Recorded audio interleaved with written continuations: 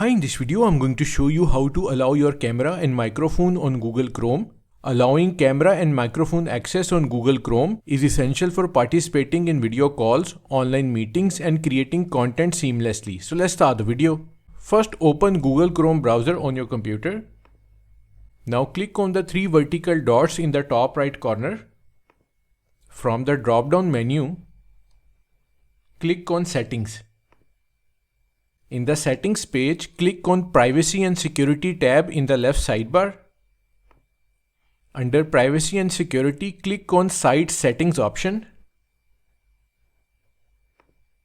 Scroll down to Permissions and click on Camera.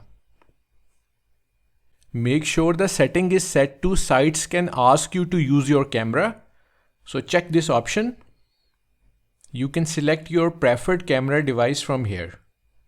Now go back and repeat the same steps for microphone option.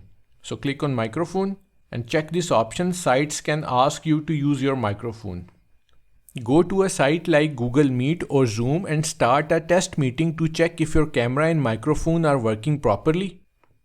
So you have successfully allowed your camera and microphone on Google Chrome. Thanks for watching.